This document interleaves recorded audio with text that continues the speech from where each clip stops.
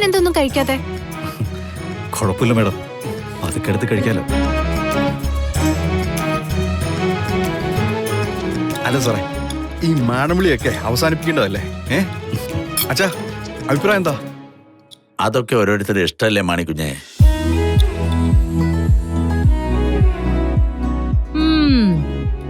ആന്റിന്നോ അമ്മയെന്നോ വിളിച്ചാലേ ഗൗരവം കുറയുന്നത് സിത്താരയ്ക്ക് തോന്നിക്കാണും. എനിക്ക് അങ്ങനെയുള്ള പ്രശ്നങ്ങളൊന്നും ഇല്ല നിർമ്മല.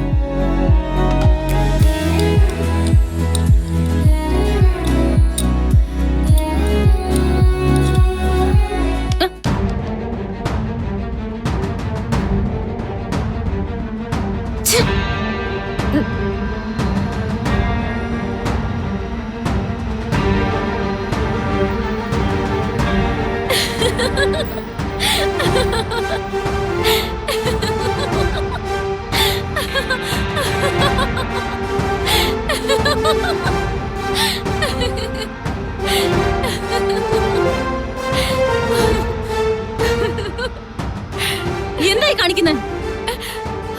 എന്നിട്ട് നീ ചിരിക്കാണോ?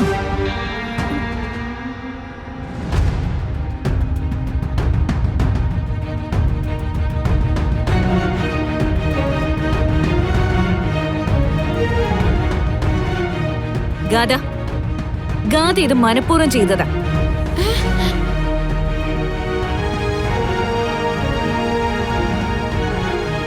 ഗാന്ധിക്ക് കൃത്യമായിട്ട് ഭക്ഷണം കഴിക്കാൻ അറിയാലോ, പിന്നെ എന്തിനാ ഇങ്ങനെയൊക്കെ കാണിക്കുന്നേ? അത് ഞാൻ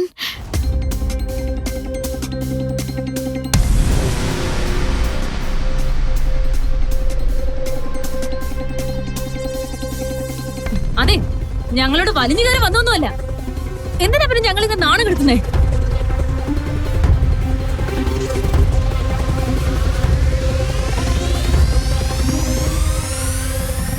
എന്താ സിത്താര നിങ്ങളെ ഉദ്ദേശിക്കുന്നേ? നിർമ്മല വരൂ, ഞാൻ വേണേ അത് കഴിത്തരാം. എനിക്കാരും കഴിത്തരൊന്നും വേണ്ട. ഈ കാണിക്കുന്നൊക്കെ അഹങ്കാരമുള്ളത് പിന്നെ എന്താ? അത് അഹങ്കാരമാണെന്ന് അമ്മയോട് ആരാ പറഞ്ഞത്?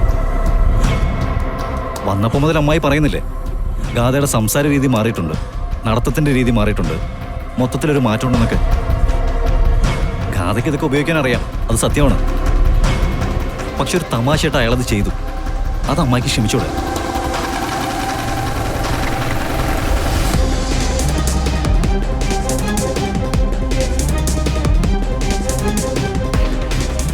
പിന്നെ ഞാനൊരു കാര്യം പറയാലോ ഗാഥ,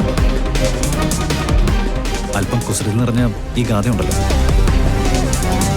ഇപ്പോഴത്തെ ഗാഥയുണ്ടല്ലോ, എനിക്ക് ഒരുപാട് ഇഷ്ടമായി.